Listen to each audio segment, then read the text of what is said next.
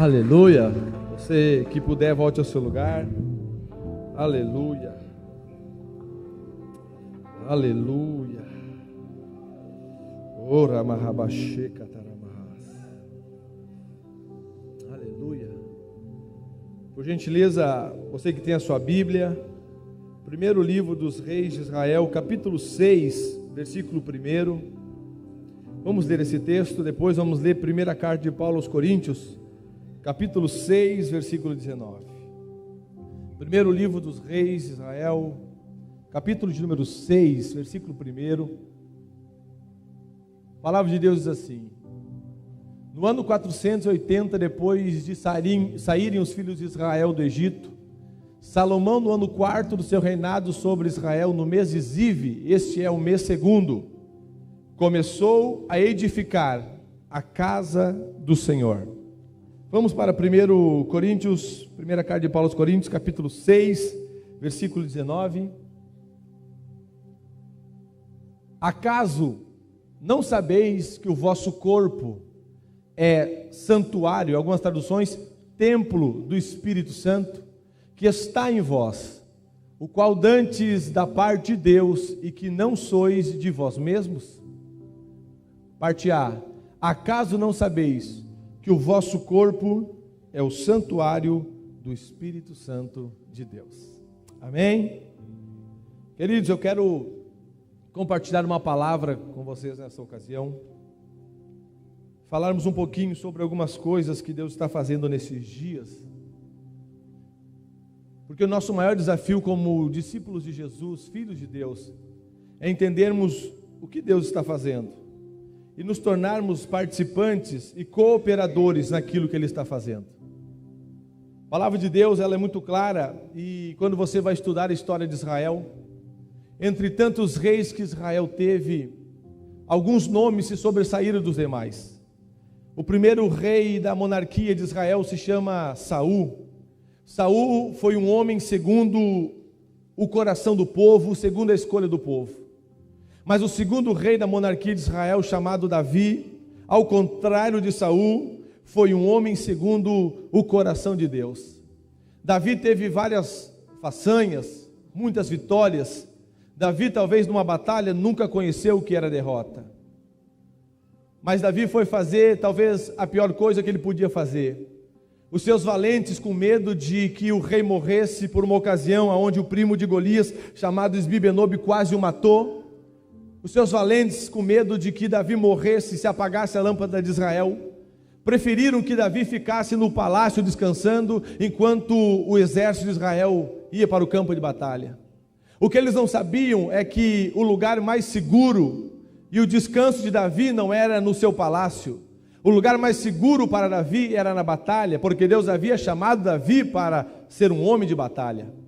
O lugar mais seguro para nós estarmos não é estarmos num bom bairro da cidade, não é estarmos numa cidade onde o índice de violência é baixo. O lugar mais seguro para estarmos é estarmos no centro da vontade do Deus Todo-Poderoso.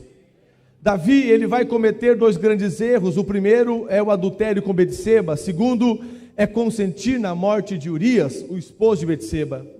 Davi vai carregar nas suas mãos agora o sangue de um homem inocente, um homem temente a Deus, e se não bastasse isso, um adultério. Mas mesmo assim, Davi tinha algumas características que chamavam muita atenção de Deus e fazia com que Deus o amasse. E a principal delas, talvez eu possa destacar, era a sinceridade do coração de Davi. Por quê? Porque todas as vezes que Davi pecava, ele não escondia de Deus. Ao contrário, ele se derramava diante do Senhor, reconhecendo o seu erro, pronto a sofrer a consequência, mas jamais esconder de Deus aquilo que ele havia cometido. É interessante que quando Davi traz a arca para a cidade de Jerusalém, a arca ela estava em um local de cortina. E quando Davi está na sacada do palácio e observa a arca, que simboliza a presença de Deus, em um local de cortina, enquanto ele morava no palácio, aquilo trouxe um descontentamento ao coração do rei, porque ele pensa: eu que sou pecador, habito em um palácio, e a glória de Deus está em tenda, isso não é certo. Davi então ele vai desenhar, arquitetar um templo, aonde a arca do Senhor estaria dentro, um local aonde seria um local que a glória de Deus pudesse estar. Davi vai pegar uma folha, uma caneta e vai começar a desenhar. Ele vai arquitetar, ele vai pegar os detalhes de que Moisés havia recebido no tabernáculo, e baseado no tabernáculo ele vai então fazer um projeto maravilhoso. Quando Davi vai apresentar esse projeto diante de Deus, achando que ele teria, além de tantas glórias que ele teve, mais essa glória de construir um templo, Deus vai barrar o rei Davi e vai dizer: não, você não vai ter esta honra, porque diante de você ainda está o pecado da morte de Urias e o adultério de Betseba. Essa glória eu não darei a ti, essa glória eu darei ao teu filho Salomão. O que Deus estava dizendo a Davi é o seguinte: você arquitetou, você sonhou, você desenhou, mas vai ser a próxima geração que vai executar aquilo que você projetou. O que a Bíblia está falando aqui é de uma transição de duas gerações. Primeiro, uma geração que sonha. Primeiro, uma geração que escreve. Primeiro, uma geração que imagina. Primeiro, uma geração que arquiteta. Mas agora, transicionando, uma geração que executa. Uma geração que vai tirar do papel, que vai tirar do imaginário, que vai tirar do abstrato e vai tornar real tudo aquilo que o seu pai havia sonhado. Alguém aqui talvez esteja entendendo que aqui nós estamos diante de uma tipologia da igreja. Por quê? Porque os nossos pais que nos trouxeram até aqui sonhavam com cidades incendiadas pelo Espírito Santo. Os nossos pais que nos trouxeram até aqui sonhavam com jovens na política, nas escolas, nas mídias. Só que hoje nós estamos vivendo um período de transição, onde aquilo que é um sonho está começando a se tornar uma realidade. Deixa eu repetir isso. A minha geração é a geração que vai tornar real tudo aquilo que os nossos pais sonharam. Dois irmãos estão entendendo isso? Deixa eu ser mais incisivo para você entender. A nossa geração, a minha geração, a sua geração é a geração que vai tornar real tudo aquilo que nossos pais sonharam. Você não imagina, mas o que teve de irmã do coque, da saia comprida, que chorou por igrejinha, que derramou lágrima por igrejinha, e nas madrugadas ela dizia: levanta igrejas poderosas em igrejinha. Hoje, talvez ela está morta, mas a oração dela está sendo materializada aqui diante de nós. Você consegue entender isso? Quem está comigo, diga amém. Salomão, ele é o sucessor do seu pai. E quando Salomão assume o reinado de Israel, a primeira coisa que Salomão vai fazer é pegar o projeto que o seu pai havia desenhado e colocar esse projeto agora em execução. A primeira obra que Salomão realiza é justamente a obra do templo que seu pai Davi havia arquitetado. A Bíblia vai dizer em 1 Reis capítulo 6 que ele vai construir um templo ao Senhor. Salomão, ele vai desfrutar de um reinado pacífico, de muita prosperidade, um reinado onde havia muitas riquezas diante do rei. E usando-se de todo esse favor, ele vai construir uma obra, não uma obra qualquer, mas vamos dizer assim, uma obra faraônica. A Bíblia vai dizer que Salomão, ele vai se utilizar de 180 mil operários para construir o templo. A Bíblia vai dizer que o material que Salomão vai utilizar para o primeiro templo é cedro do Líbano, uma madeira nobre. E se não bastasse isso, ele ainda utiliza outro material chamado de ouro puro. Imagine, senhores, que aquela obra era uma obra que enchia os olhos. Era tanta gente trabalhando, tanto recurso vindo, que a Bíblia diz que em 7 anos, quantos anos? 7 anos apenas, ele vai construir um templo faraônico, algo tão impactante, que os reis vinham de outras nações só para conhecer o templo de Salomão. A Bíblia vai dizer em 1 Reis capítulo 7, que chegou o dia da inauguração do templo. O povo está feliz, está todo mundo radiante, olhando para a beleza, para a estética daquele templo. Mas o rei não está feliz. O semblante dele condena isso. E alguém vai perguntar para o rei: por que o senhor não está feliz? Olha a beleza de tudo isso. Olha a perfeição, tem cedro do Líbano, tem ouro puro, tudo bem acabado. Por que o rei não está feliz? Aí Salomão vai dizer, não estou feliz porque está faltando alguma coisa. Esse templo, ele está perfeito, mas ele está incompleto. As pessoas não entendiam como assim perfeito, mas incompleto. Mas o rei Salomão estava entendendo que o propósito daquele templo não era simplesmente atrair as pessoas. O propósito daquele templo era mais do que isso, era atrair a glória do Deus Todo-Poderoso para aquela casa. Então ele vai entender isso, pastor Valmir. E a Bíblia vai nos dizer que Salomão, ele vai no capítulo de número 8, oferecer o maior sacrifício que ele ofereceu durante todo o seu ministério. A Bíblia vai dizer que ele vai oferecer 22 mil vacas e 120 mil ovelhas em sacrifício. Imagine, irmão, 22 mil vacas, 120 mil ovelhas. Ele chega diante do sacerdote e alguém pergunta para ele, qual é o desejo? Qual é o motivo da oferta? Ele vai dizer, a oferta tem um propósito, qual? Atrair a glória de Deus para dentro daquela casa. Porque Salomão está dizendo, não adianta ter cedro do Líbano, não adianta ter ouro puro, se não tiver presença, não vale de nada.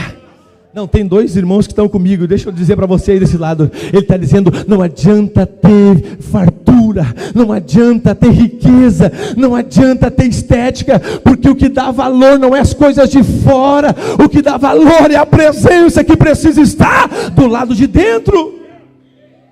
Quando ele oferece esse sacrifício, Deus se move por causa disso. Porque Deus entende o coração do rei e vê o desejo que ele tinha de atrair a glória para dentro dele. Por isso que a gente sempre diz que quando o crente não quer presença, pode se escabelar, pular, plantar bananeira, se pendurar ali em cima, não adianta.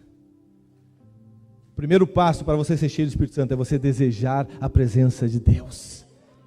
Salomão disse, eu preciso que essa obra seja completa, a glória precisa entrar ali dentro. Quando ele oferece esse sacrifício, a Bíblia diz que Deus se levanta, oh glória, Deus se levanta do trono e libera a sua presença, e a presença vai descendo, vai descendo, vai descendo, vai enchendo aquela casa, vai enchendo aquele ambiente, e a glória de Deus aqui é o cabode, né?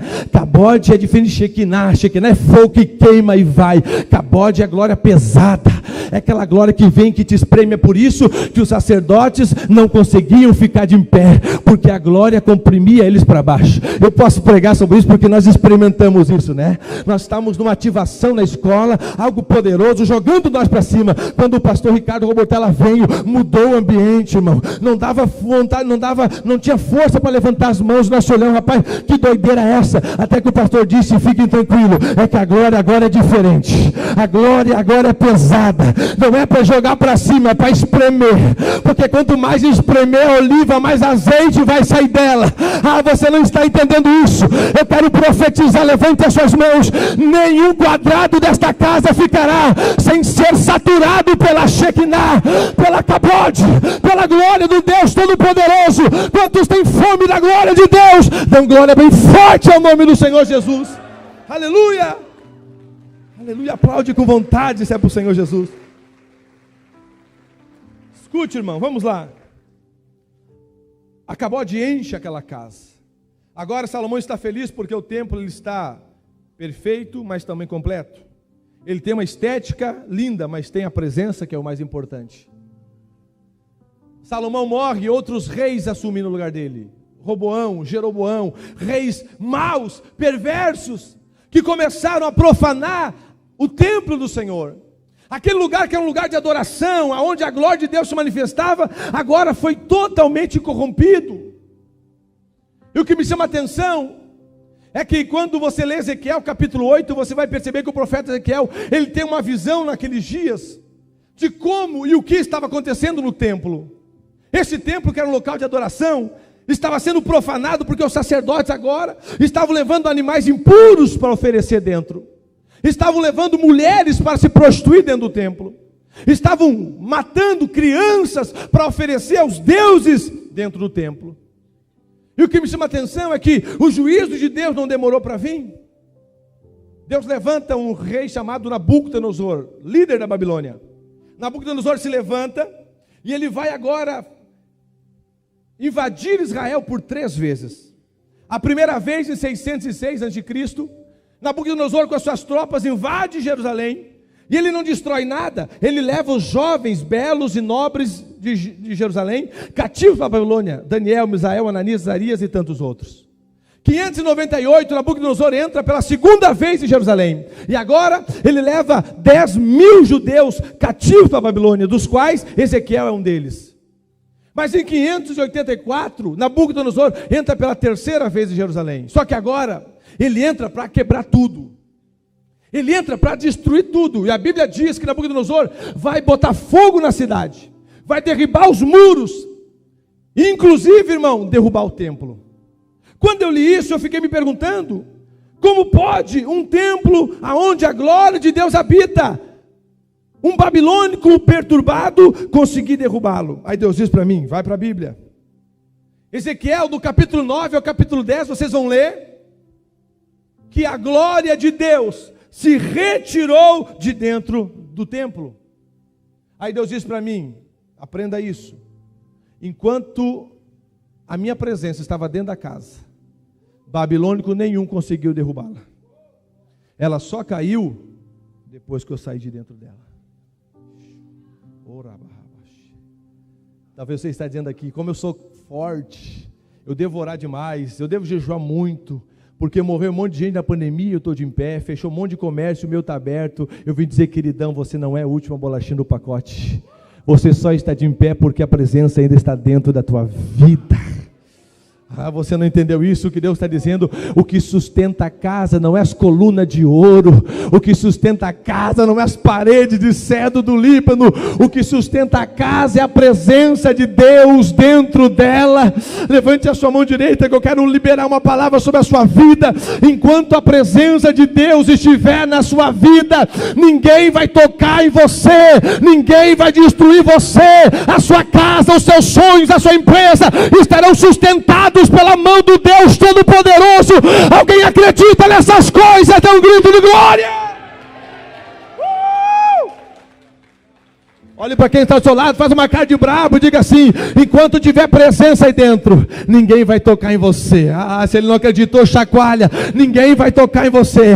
Vão até tentar se destruir, mas a Bíblia está dizendo, se levantará 11.000 demônios contra você, cairão 1.000 do lado, 10.000 da tua direita, mas você não será atingido, porque a glória vai te sustentar. Escute isso, irmão, o que é mais lindo é que se você for ler o profeta Ezequiel está tendo uma visão, e ele está vendo toda a movimentação, a profanação, a presença se retirando. Só que o que me chama a atenção no capítulo 9 e 10 de Ezequiel pastora Josi, a maneira em que a glória saiu.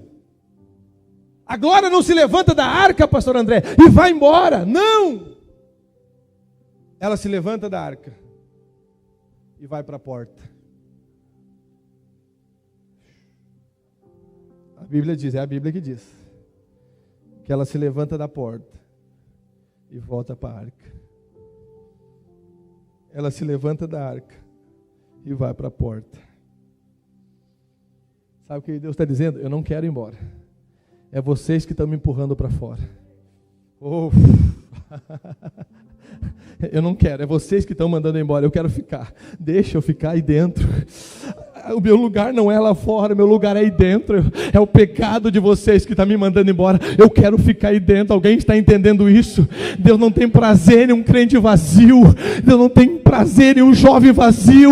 O desejo do Senhor é que todos que estão nesta casa, você que está na sua casa, sejam cheios do Espírito Santo de Deus. 2022 não é tempo de molhar os pés. 2022 não é tempo de molhar o joelho. É tempo de mergulhar nas águas profundas, experimentar o que Deus tem para nós esses dias. Sabe o que é mais louco, irmão? É que quando a presença vai para a porta, a Bíblia diz que ela se levanta e vai para o leste. Sabe onde é que é o leste? É Babilônia, onde o povo tinha sido levado cativo. Sabe o que Deus está dizendo? Eu amo tanto vocês, vocês são tão ruins, mas eu amo tanto vocês, que vocês vão para a Babilônia, mas eu vou atrás de vocês. Você não entendeu isso? Crente, irmão, não tem direito nem se desviar, porque se desviar, Deus vai atrás de vocês.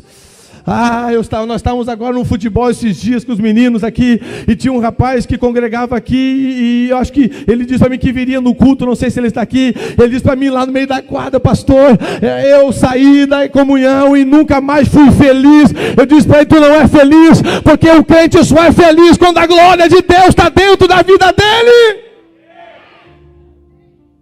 A glória não queria sair, ela foi empurrada, porque o desejo dela é estar ali. Escute, irmão, o povo é levado cativo à Babilônia. Quantos estão comigo, digam amém. O templo é destruído, o povo vai embora.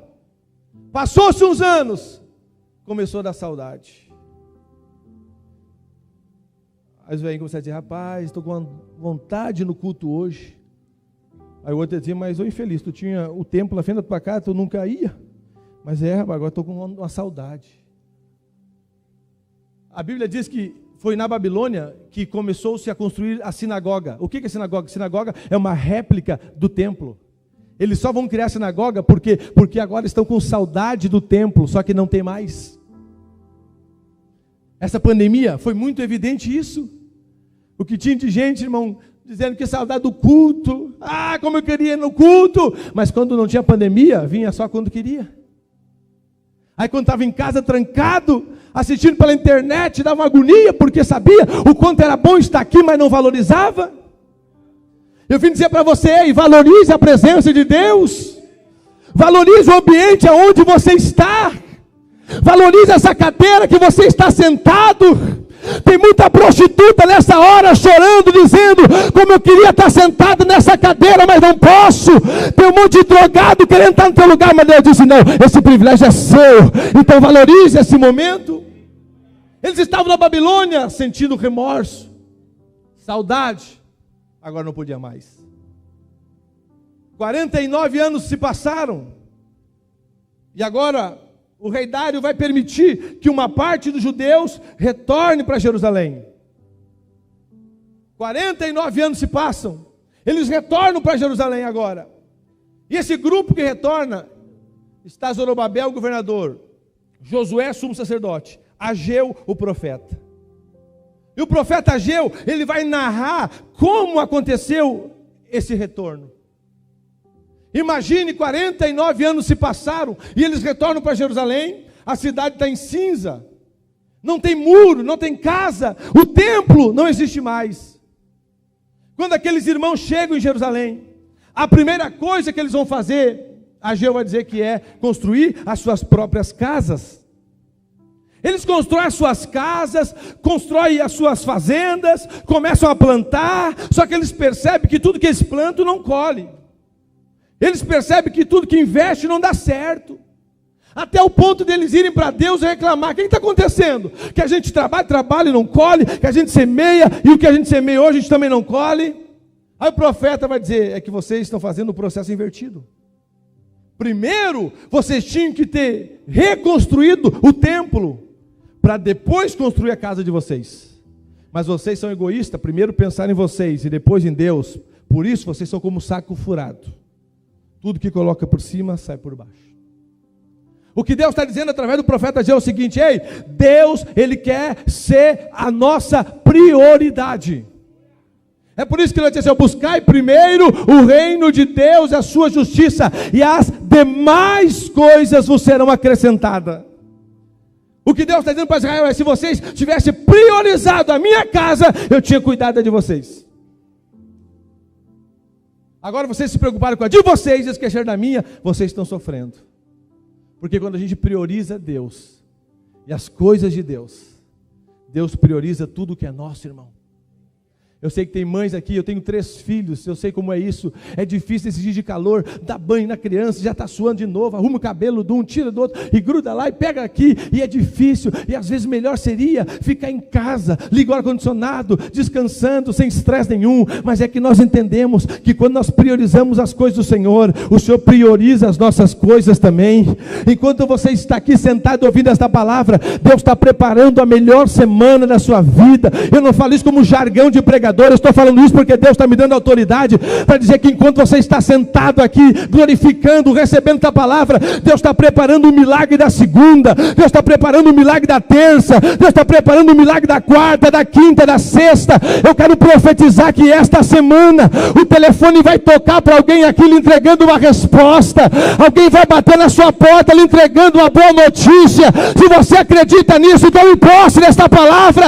Se você priorizar o Senhor, Deus vai priorizar você. Agora escute, eles retornam, entendem isso. O povo se reúne, eles olham um para o outro e dizem assim: tá bom, Deus quer que a gente reconstrua o templo de Salomão, beleza. Só que tem um detalhe, está todo mundo desanimado. Tem a Bíblia aí para mim? Abre para mim aqui em Ageu, capítulo 1, versículo número 8. O povo vai olhar para o profeta Ageu e diz assim: tá bom, Deus quer que a gente levante o templo de novo, vamos levantar. Só que tem uma pergunta: ouro da onde? Nós voltamos de um cativeiro, ninguém tem dinheiro. Como é que a gente vai levantar um templo se não tem operário suficiente? Outra coisa, cedro do Líbano, vamos buscar aonde? Dinheiro da onde? E eles começaram a encher Deus de desculpa, para te ver que essa característica não é só dos crentes daqui, já vem lá de trás. Crente é expert em inventar desculpa para Deus, mas para todas as desculpas suas, Deus tem uma resposta para te levantar desse lugar e te posicionar no que Ele quer. O povo está reclamando, não tem madeira, não tem cedro do Líbano, como é que vamos fazer? Aí Deus vai dizer assim: fica tranquilo, subir ao monte e trazer madeira e edificai a casa, dela me agradarei e serei glorificado, diz o Senhor dos Exércitos. Quando Ageu libera essa palavra, dizendo assim: Deus está mandando vocês subir no monte e trazer madeira para construir o templo. Eu imagino alguém dizendo: rapaz, mas aquela montanha só tem madeira ruim. Não tem problema, já que não tem cedro do Líbano, traz a madeira ruim mesmo. Mas aquela madeira está cheia de nó, não tem problema. Se ela está no monte, traz ela. Ah, mas aquela madeira lá, ela torta, não tem problema. Se ela está no monte, traz ela. Porque se ela estiver lá no monte, eu vou usá-la e o meu nome vai ser glorificado. Não interessa de que jeito a madeira estiver. Eu estou dizendo que eu vou usar esta madeira para que o meu nome seja glorificado. Pastora, eu não tenho condições, eu não sei falar, eu não sei pregar, eu sou isso, eu sou aquilo. Deus está dizendo: não tem problema. Se você se colocar na posição, eu vou te usar para que o meu nome seja glorificado. Deus está dizendo: eu vou usar as madeiras, independente dos defeitos que elas tiverem. Se elas estiverem no monte, eu vou usar elas. Ele obedece à voz do Senhor, e quando ele libera esta palavra, a Bíblia vai dizer que o povo está desanimado, e Deus percebe isso. Agora abre no capítulo 1, versículo 14, de Ageu também. O povo está desanimado, as pessoas estão olhando para a dificuldade.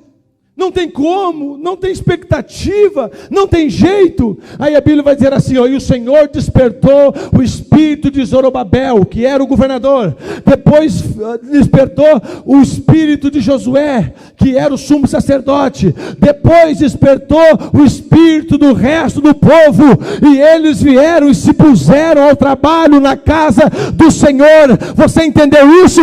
Esses são dias que o espírito de apostasia vai voltar para o inferno, e o Espírito Santo vai levantar o espírito daqueles que vão trabalhar na obra de Deus.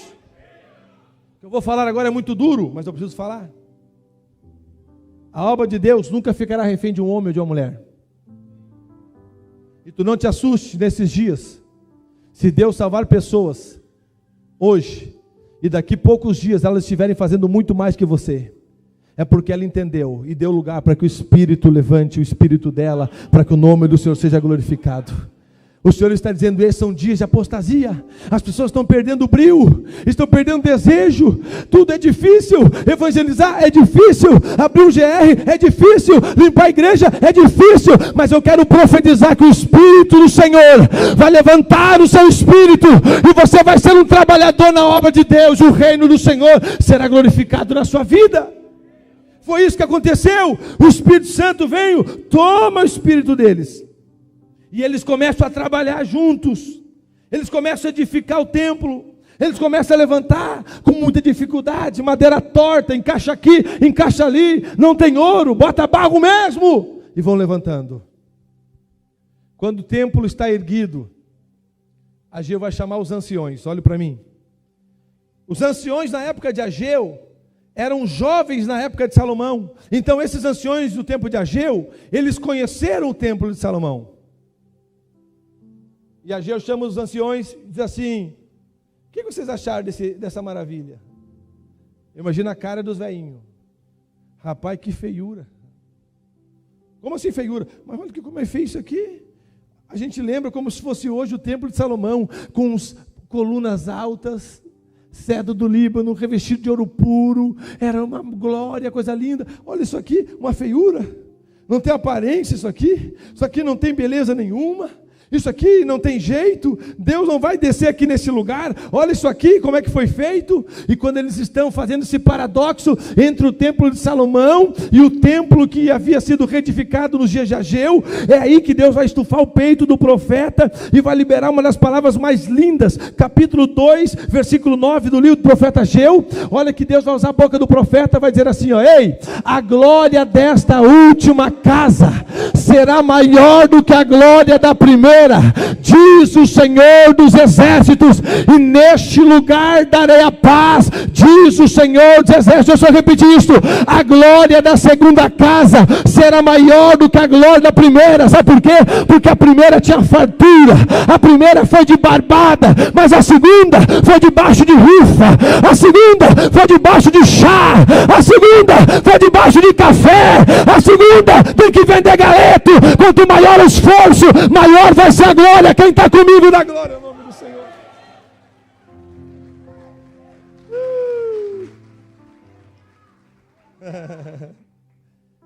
Esse dia o pastor Vitor falou para nós algo e aquilo me trouxe esse pensamento. Uma igreja com o número de membros que nós temos, em qualquer cidade do Brasil, nós levantaríamos 5, 6, 7 vezes mais recursos do que nós levantamos aqui. E nós não estamos reclamando. Estou apenas lhe dizendo que tudo isso é Deus.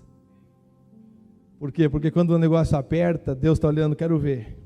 Vão reclamar ou vão trabalhar? Parece que Deus ama. O pastor Jabé subindo aqui, falando de rifa, a pastora Cris correndo atrás de um presente de um de outro para fazer. Alguns ficam murmurando, para que isso? É Deus dizendo assim, vamos lá, porque é desse jeito que a glória da segunda casa vai ser maior que a glória da primeira. Deus é dono do ouro e da prata, podia mandar dinheiro na conta, fazer o que ele queria, não, mas ele está dizendo, eu quero ver onde estão os trabalhadores desses dias, onde estão os homens e mulheres que vão se colocar na posição e vão dizer, se não tem ouro, não tem problema, não sei cedro do Líbano, também não tem problema, eu vou fazer a minha parte, e a obra vai crescer, e o nome do Senhor vai ser glorificado. Por que a glória é maior, pastor? Porque o esforço foi maior, porque o recurso era menor. Por que a glória é maior? Porque o coração deles estavam empenhados nessa obra. Agora deixa eu dizer algo para você. Esses são dias que a glória de Deus quer descer de forma mais violenta sobre nós, irmãos. São dias que Deus quer nos incendiar de uma forma poderosa. Eu sinto no meu espírito que é uma fome, uma sede sendo gerada. Eu quero compartilhar isso com toda a igreja do Senhor. Esses são dias que profetizou o profeta Oséias. Eis que vem dias do Senhor que não mandarei fome e sede sobre a terra de pão nem de água, mas de ouvir a palavra do Deus Todo-Poderoso. O Espírito do Senhor está disposto a tomar as nossas vidas. Escute, irmão, eu encerro aqui. Esse mesmo templo que foi levantado, ele foi melhorado, vamos dizer assim, ele foi repaginado por um governador chamado Herodes, já nos dias de Jesus. Herodes era um político que queria ficar de bem com a igreja. Então, como ele sabia que os judeus gostavam do templo, ele vai pegar e vai mandar repaginar, arrumar, melhorar toda a estrutura e fazer um templo mais agradável. Só que o templo perdeu o propósito, e Jesus sabia disso. No capítulo de número 2, versículo 13 de João, Jesus diz aos discípulos, eu vou para Jerusalém. Vai aonde? Vou lá no templo. Eu imagino Jesus dizendo assim, eu vou lá dar uns glória a Deus, vou lá fazer um culto. Vamos lá. Quando ele chega no templo, ele se depara com os sacerdotes que estavam comercializando na casa do Senhor. Sacerdotes que estavam vendendo animais impuros e oferecendo, vendendo animais imperfeitos e oferecendo, pegando o dinheiro das pessoas e superfaturando o sacrifício. A Bíblia diz que Jesus, ele pega um chicote, isso aqui não é figurativo, isso aqui é literal. Ele pega um chicote e passa o chicote naquele bando de sem vergonha, sem caráter, que estavam invertendo os valores da casa do Senhor. E nas Bíblias, talvez a sua também assim, a epígrafe, aquele textinho em negrito, está escrito assim, ó, a purificação do quê? A purificação do templo. Sabe o que Jesus está dizendo? Eu vim para entrar no templo, mas o templo está sujo. Então eu vou purificá-lo, para depois eu entrar dentro dele. Porque Deus não vai entrar em templo sujo. Primeiro tem que ser purificado, para depois ele entrar. Agora eu vou te dar a melhor notícia da noite. Há um chuveiro espiritual aqui que está sendo derramado. E não está saindo água da Corsã para a nossa sorte. Está saindo o sangue do Cordeiro que foi vertido na cruz. Ele está dizendo, deixa eu purificar a tua vida, para que a minha glória possa habitar dentro de cada um de vocês. Eu não sei o que você fez, deixou de fazer até aqui, mas eu venho te dizer que tem sangue para lavar a tua vida, para que Jesus entre dentro de você e você volte para casa queimando, incendiado pela glória do Deus Todo-Poderoso. Alguém está entendendo isso? Jesus está dizendo, primeiro deixa eu lavar você, para depois eu habitar dentro de você. Quanto mais limpa a sua casa tiver, mais fácil vai ser Jesus entrar. Hoje em dia é tão difícil pregar, porque há tanto entretenimento, e até o pregador ir diluindo esse entretenimento que está ocupando o teu subconsciente, e a palavra começar a gerar efeito, já está acabando a pregação. Porque você traz tanta novela, tanto entretenimento, tanto filme, tanta rede social, ocupando a tua mente, que o Espírito Santo bate na porta e diz, quando é que tu vai deixar eu entrar? Porque quando ele diz assim, ó, eis que estou à porta e bato, não é para os ímpios, é para nós. E quem está à porta e bate não está dentro, está fora. Ele está batendo na porta de alguém aqui dizendo, ei, eu já estou batendo faz tempo, quando é que tu vai abrir essa porta para mim habitar dentro de você? Eu não sei você, mas eu quero arrancar a porta e dizer, pode entrar, Jesus, a casa é sua. Pode habitar aqui dentro, aqui é o teu lugar. Quantos querem sair daqui cheios do Espírito Santo? Dê um salto nessa cadeira, fica de pé comigo para adorar o nome de Jesus. Você entende isso, irmão? Paulo vai encerrar dizendo, ou não sabeis que vós sois o templo do Espírito Santo. Sabe o que é mais doido? É que agora ele não habita mais no templo de Salomão, que não existe mais. Ele não habita mais no templo de Ageu, que não existe mais. Ele não habita mais no templo de Herodes, que não existe mais. Ele escolheu um outro lugar para habitar. Bata no seu peito e diga, aqui. Esse negócio, esse relacionamento com Deus não é de hoje. Hoje eu estava estudando, e Paulo vai dizer em Efésios 1:4, que nós somos gerados nele. Não, se tu não dá glória a Deus que isso aqui, eu vou embora de a pé hoje. Nós somos gerados nele. Depois ele entrou dentro de nós. Ah, você não pegou isso. Ele gerou nós nele. E depois que nós saímos dele, ele entrou de volta na gente, dizendo, não te largo por nada. Que loucura. Ele está dizendo, eu estou grudado em você. Eu quero habitar dentro da tua vida. Você já conseguiu imaginar isso? Um Deus poderoso, o Criador dos céus e da terra, e de tudo que nela há, ser capaz de caber dentro de cada um de nós.